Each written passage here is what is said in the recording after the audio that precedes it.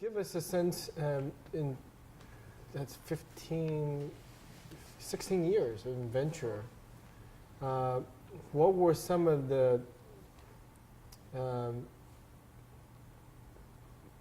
things that you learned from looking for what were we looking for in what were you looking for in investors, and how did that change over time? Let me rephrase that. What were you looking for in entrepreneurs, and how did you change that over time? For when you first started, there were certain things you're looking for versus now. Yeah. Or gradually give us maybe like every 5 years, hopefully, like just like the China 5-year plan. Maybe every 5 years you learn something significant. Okay. Well, just based on my own experience in the investing industry, when I first started, I was also at a very steep learning curve because I didn't know this industry that well. The way you look at the company, you probably pay more attention to technologies instead of people, instead of entrepreneur. After 16 years, I think that. Well, I still look at both, but I think the allocation of my attention would be changed dramatically. I think more and more I would pay more attention to the quality of entrepreneur instead of just the technology. Technology is important. It's very important in developed market like the U.S. If you want to do something new, you really need to differentiate and have some unique offering to the market. But in China, it's still a relatively developing market. There's so many opportunities. So you don't have to have the best technology to win. But in the end, you need to have the best quality. For as an investor, you are part of the company. You own part of the company. For you to benefit and for you to be, for you to grow with the company together, you need to work with the entrepreneurs for the best quality. Among the best quality, I think you guys probably know that already. Really, passion is really the passion is the number one consideration. I didn't realize that until a few years down the road when I was doing the VC job. First I thought that the intelligence would win, right? Passion is smart not. People. Smart people would be the winner.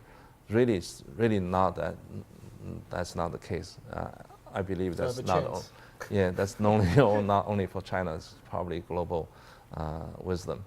And the second is, I think you need to have the persistence. When you try to do something new, you're going to run into a lot of challenges. That's 100% for sure. The startups we have been with, I have seen none of them have, no crisis, before they see their success.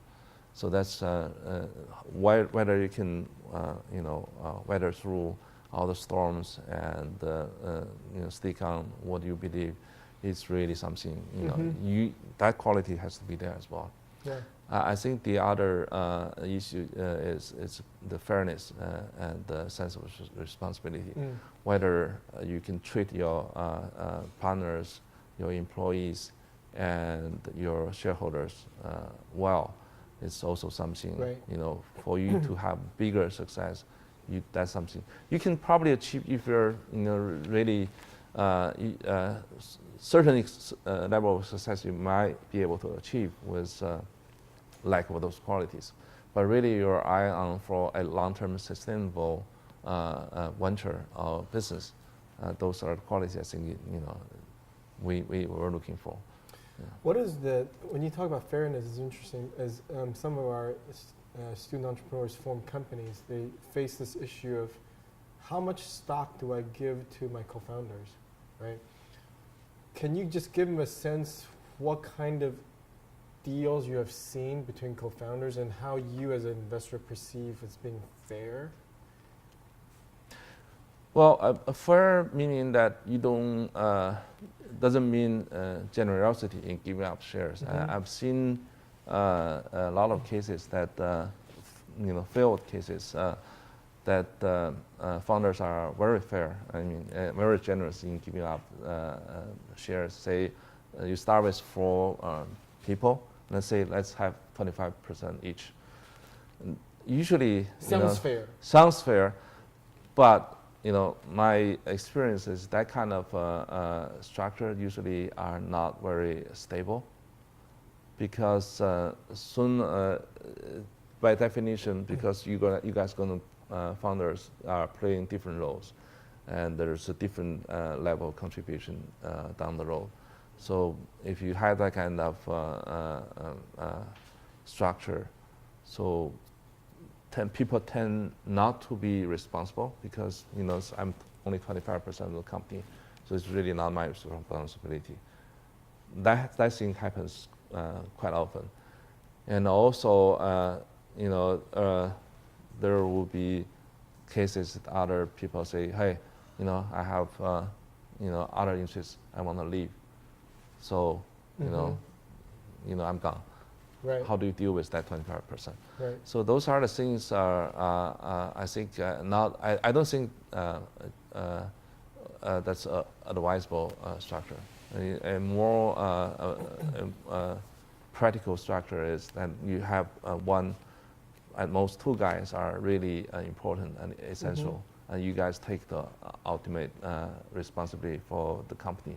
So you won't be owning a larger stake of the company, giving other partners a smaller stake. So, but you want to that's I think it's more practical and more sustainable. It's sort of balancing the leadership and teamwork. Yes. And also from the board's perspective, we know there's one person who's accountable, 1 or 2 you could go to, instead of 4 people, and you don't know who's really in control. Exactly. And naturally, one of them will emerge anyways. At that point, if that person emerges and he only owns 25%, that's not stable, people start playing games and may squeeze out. So you might as well call it a spade and say, if you're the leader, then structure as such, because we are investing in you, or you too, and then you build out your team. Yeah.